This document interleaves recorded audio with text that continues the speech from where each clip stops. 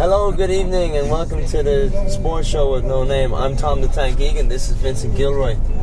Good evening. We're taking a show on the road. Tom and I are headed down to Foxborough Stadium, home of the New England Patriots.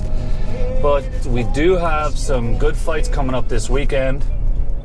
Main event, UFC Brisbane, is Mark the Super Samoan Hunt versus Frank Mir. How do you think that fight's going to go?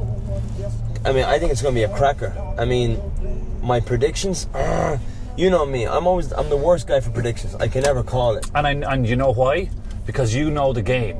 I know the game. You know, unless it's going to be a totally dominant performance by one or the other, which you will pick in the total dominant performance. But the game is the game. Both of these guys have unbelievable knockout power. Like, Mark Hunt knocked out Stefan Struve. Yeah, I heard he knocked out Chuck Norris once. But he knocked out Stefan Struve in the only way I could describe it would be something similar to a David Ortiz walk-off home run. He just he cracked him with a right and then threw that left and broke his jaw and shattered his face and everything. Yeah, Stefan Struve actually tweeted the photograph from the hospital of the fracture on his jaw. It was unbelievable. It was like a walk-off home run. Frank Mir knocked out Todd Duffy in spectacular fashion. I believe it was a left as well. Caught him right under the ear, and Duffy just fell like a tree in the woods. It was unbelievable. So both of them have extreme knockout power. Mark Hunt is actually very good at defending the takedown, and one thing he doesn't particularly want to do is get into a scramble with Frank Mir because his jiu-jitsu is extremely high level. That is true, but also at the same time you got to remember Frank Mir doesn't necessarily have the quickest scrambles. Like he's very like Frank Mir, like great guy, strong, amazing fighter, much respect. You know, he's the former heavyweight champion of the world, one of the originals. You know, that was been around. This show is brought to you by the Mud House on the Ponset Ave. Thank you, Sinead. You know, he's been around. He's one of the originals. He's been around forever. Much respect to him, but the reality of it is he does get very slow when it comes to a scrambling scenario. He's not quite the. He's not quite the quickest or most athletic guy nowadays, at least when we get back to his feet. Frank Mir does seem to be finding comfort on his feet, standing up, which does make this a very interesting fight, because obviously we know Mark Hunt being a K1 kickboxing knockout artist, and then just knocking cats out left, right, and centre in MMA. Absolute animal. You know, he switched to those smaller gloves, and he was like, "This is fucking unbelievable." And he was already putting guys away with the 8 and 10 ounce gloves. Yeah. The 10 and 12s that he was wearing in, when he was K1. kickboxing. But like you said, Frank Mir knocked out Todd Duffy, but he also came off a knockout against Antonio Silva right before that too. Yeah. So he knocked out Silva, he knocked out Duffy. He took the loss against Andrei Arlovski, the decision. But, as the fight drags out, it definitely doesn't favour Mir. I don't see Mir. He doesn't get better as it goes along. He slows down. Whereas Mark Hunt fights his grittiness. Yeah, his will to win and his grittiness. He's kind of like, in a way, kind of like Nate Diaz in that kind of way, that the more they get into a dogfight, the kind of happier they are. You know what I mean? Yeah, and the thing about Mark Hunt is, like, you look at him when he fought his last fight was against Antonio Silva. He beat Antonio Silva on the undercard of Holly Holm, Ronda Rousey. 57,000 people. Yeah, in Melbourne. Melbourne? Yeah, Melbourne. So Etihad Stadium, I believe. But before that, he took a beating off Stipe Miocic. And Stipe Miocic was on him like a fucking That's dog. because Stipe Miocic is an extremely athletic heavyweight. He has the athleticism of a light heavyweight fighting at the heavyweight division. Yes, but what my point where I was getting to was Mark Hunt didn't get stopped. He was dominated, out and out dominated. Like Stipe Miocic showed pure class, using his stand up to lure Mark Hunt in to load up on big shots. And second he saw those big shots, because they went tit for tat with the small jab and the little shots here and there, but Stipe was waiting for Mark to load up, and the second he loaded up, he was snatching a single leg, putting him on his back, keeping control on bottom. So he uses wrestling and jiu-jitsu to really dominate Mark Hunt. But the point that I'm getting at is Mark Hunt grinded it out. He didn't let himself get stopped, which I feel like I said, even though I've got much respect to Frank Mir, I feel like when he gets pulled into the deep waters, he starts to, break Wilt. down. Yeah, absolutely. It's going to be a cracker of a fight. Yeah, it's going to be a very interesting matchup. Both guys are coming off knockouts in their last couple of fights. Like I said, Frank Mir's last fight was a loss to Andrei Arlovski, but the previous fights to that were coming off knockouts, so he's getting very confident on his feet. So, and of course, Mark Hunt being the guy he is, the fighter he is, they'll. Oh, the man is an absolute legend, and a gentleman as well. If you ever see any of the off-camera stuff that he does, or should I say, the stuff away from the cage that he does, like the nicest guy you could possibly meet. Like just an absolute. He's literally a big teddy bear who just goes in there and crushes dudes. Oh yeah. So that's good. That's going to be a very. Yeah, he is. He even looks like one. Look at the size of him. And I believe from what I saw last time, actually, he goes and he gets his hair cut at the same place. Before every fight? Before every fight, yeah. So that's one of his little rituals. You know what? McGregor always talks about how, it's a sign of weakness or it's a sign of this, that, and the other. But you know what? Fuck that. I think it's cool when you hear what fighters do. It shows, it's part of the personality of that fighter. You have these little things that you like to do, and you like what you like. It's just like in baseball, which is easily the most superstitious sport I have ever been a part of. Of course, because it's so precise. Oh my goodness, the superstitions to some people that I have played baseball with and guys that I have seen, just unbelievable. Have to put their socks on the same way, have to have their bat in the exact same place, nobody's allowed to touch their glove, like but you know 100 what, things like that. But let me tell you something, right? The thing about being so precise and being so fussy about something like that is, when you do things like that, you're sharpening your mind's ability to be more in the zone. That's what you're doing when you align your cups the day of a game or the day of a fight. When you need to iron things before you put them on.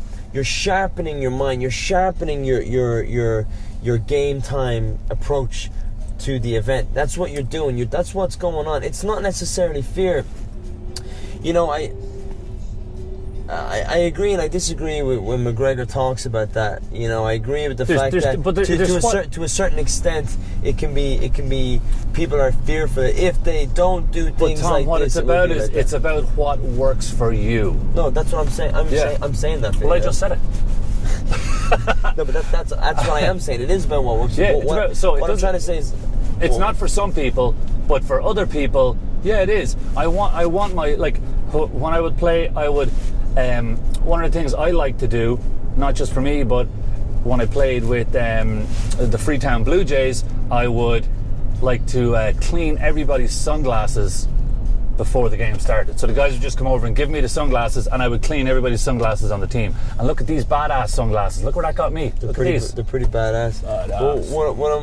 Again, just to finish off what I was saying, to finish off my point, I agree with McGregor in some aspects that it can be a fear, that if something's not where it is or something's not right, a sense of panic or a sense of off, the switch is off if that doesn't happen. But at the same time, that's one aspect. But on the other aspect of things, you're doing your thing. You have your lucky pants on. You're putting your socks on the same way, like you said. You your shirt's got to be ironed on your way to the game, on the way to the stadium, on the way to the venue, wherever it is you're competing. That's just you sharpening your awareness. That's you just getting in the zone, getting that game time frame of mind going. That's all that is. Yeah, absolutely. Couldn't agree with you more. But that's going to be a very exciting. That's going to be a very exciting fight. Very interesting. Yeah, it could be an absolute slugfest, or someone could get knocked out in 15 seconds. So I have. Okay, as we've been talking, Vinny, I changed my mind. Don't do that. I believe. I believe. Again, like I said, much respect to Frank Mir, great guy. I think I'm going to favour Mark Hunt on this one. I see Frank Mir coming out and If I was to fight Mark Hunt, if I was Frank Mir fighting Mark Hunt, I would study how Stipe Miocic approached that fight. Yeah.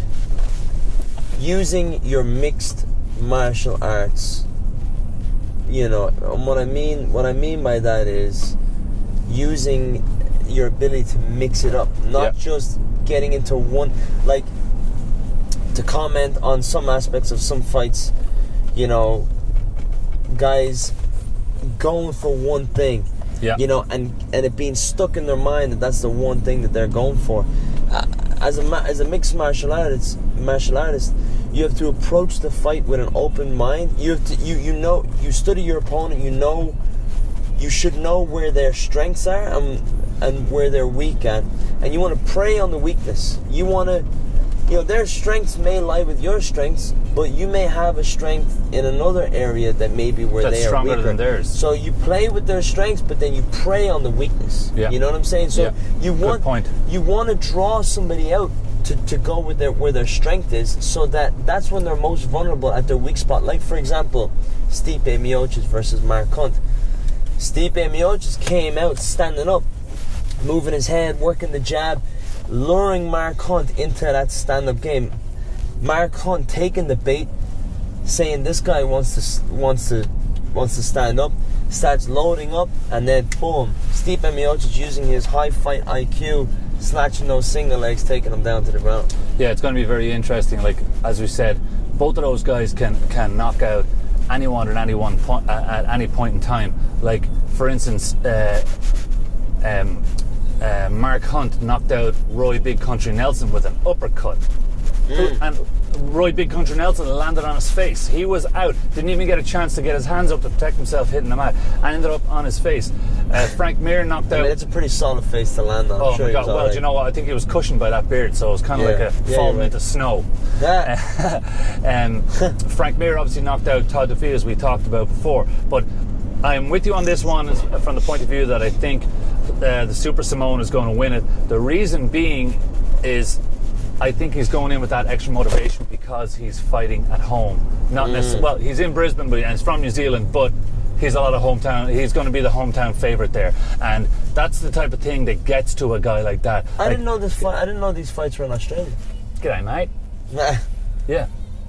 Hi. Who's that cat? Who's she? But yeah, it's going to be very interesting. Yeah, it's at the Brisbane Entertainment Centre in Brisbane, Australia. Beautiful city, home of the Brisbane Lions and the Broncos. Yeah, you've been there. Beautiful city. Shout out to Brisbane. Beautiful city. Well, how would you say it in their lingo? I'd just like to thank Brad Thorne, one of the greatest Brisbane football players of all time. He's like my bloody hero. And big shout out to Chopper Reid. But yeah, it's going to be very interesting. Yeah. As I said, we're driving down to Foxborough Stadium right now. One question for you, Tom: who do you think on the Patriots team, not Chandler Jones anymore, do you think would be the best, make the best MMA fighter? For me, the best. So the Patriots. What Patriots player do I think would make the best MMA fighter? Correct. Oh, that's easy. Tom Brady. What? Tom Brady. Why? Because he's the greatest thing in the world? Absolutely. Because don't ever doubt Tom Brady. Ever. That kind of makes sense. But my money personally would be on number 91, Jamie Collins. Why is that? Athleticism, size, the speed of his feet, the length of his arms. I think he could be a guy that could go in there and do some serious damage. I think Welker could be a good MMA fighter. He's got that head in him. Yeah, he does. What's your reasoning, Tom? He's got the head on him. He's got that head in him. And he doesn't play for the Patriots anymore, so that's good too. But Wes Welker. He doesn't play for the Patriots anymore? What are you talking about, you clown? You're thinking of Julian Edelman. Oh, yeah. Yeah. Sorry. But yeah. Can't edit that out. No, we're not. No, not Wes Welker. I meant to say Julian Edelman. I knew that's who you're thinking about. Should have corrected me. Yeah. No. I was going to let you flow for a while. Fuck it. Anyways.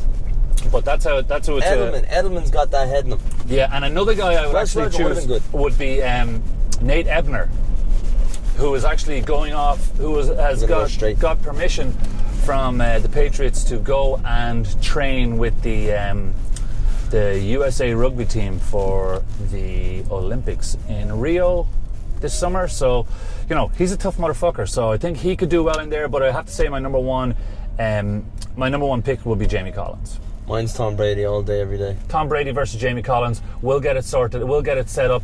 Listen, the Tom fight Brady, will be on. The fight Tom will be Brady, on next month in Trifecta MMA in Quincy. Tom Brady's got a laser beam right hand, and he'll find that chin all the time. Boom, like that. And he's more used to turning his hips over like punches too. Think about it. And the hips don't lie. Just ask Shakira. She'll tell you. When Tom Brady backs up with the ball in his hand, he has the left foot forward, and when he throws susceptible to a single leg. When he throws the ball, he's got to turn his shoulders, turn his hips. It's beautiful right hand right there. I'd say safe. Yeah, well, you want to work on his lateral movement. If I got a chance with Tom Brady, he wouldn't have to. He'd be popping guys left, right, and centre with that right hand. But they're going to take him down with that front leg single. Nah, he'll have a good sprawl. They might take him down with a low single, the way Randy Couture took down James Toney in UFC 118. I think Tom Brady would have a decent sprawl. If I got a hold of him, I could give him a decent scrambling ability, but he'd always end up on his back. But with his long limbs and his ability to 6'4", yeah, he'll just wrap guys up. I'd have him wrapping guys up with his legs, fucking triangle chokes left, right, and centre. So you're telling me that you're going to give Tom Brady free MMA lessons? No, charge him. All right. Well, he does have the money to pay for it, so he does. He'd be good. So Tom Tom, Brady, if you want to come down for a few lessons with Tom the Tank Egan, you're more than welcome. There you go. Anyways, what's the next fight up after that? Lombard. Neil Magny versus Hector Lombard. Yeah. That's going to be a very interesting fight. How do you think that's going to go? Magny's a phenomenal striker, but Lombard's no joke. Extremely experienced. Lombard's no joke. Both of them. Dead squirrel. Both of them. It's going to be an interesting fight. Again, how do I call it? It all depends on what Lombard shows up. You know, Hector Lombard, definitely when he shows up on form, he's an animal. He can be amazing. Manly definitely I feel he's a little bit more can be a little bit more consistent. Yeah, Magny is trying to. He's definitely trying to make a run. So he's trying to make a run. So that's going to be. I feel Magny's going to come out. A lot of experience there. I feel Magny's going to come out. Guns a blazing. I think that's going. That's going to be a very interesting fight. But that is UFC Brisbane this weekend. Definitely worth a watch. That main event, Mark Hunt versus Frank Mir, is going to be unbelievable. Extremely entertaining. So we want to thank you guys for tuning in for this show on the road. We will see you next time. We'll talk about UFC 197, Daniel Cormier versus John Jones. Cannot wait for that fight. That is going to be unbelievable. These guys really do not like each other. Yeah, I cannot wait for that. That's going to be John unbelievable. Jones coming out and saying that last time he was fighting to win, this time he's fighting to beat him up, to beat Cormier's ass. So it's going to be very interesting. Cormier is one tough motherfucker. He is tough. But Jones is skilled, and I fancy Jones in that fight, but we'll get to that at the next show. But Cormier is tough, and he is on a mission. So that is going to be phenomenal. It is. But anyway, thank you guys for tuning in. Thanks for joining us on the road here. And we will see you guys next time. Peace. See, look at this. I don't understand this. Look at these lights. Please explain to me what the fuck that means. Has a red light and then a fucking green arrow. I think it and you means, can't turn left. I think what it means is it means fucking hold on there now. It means hold up now. Okay, now go. It means stop, go. It's fucking stupid.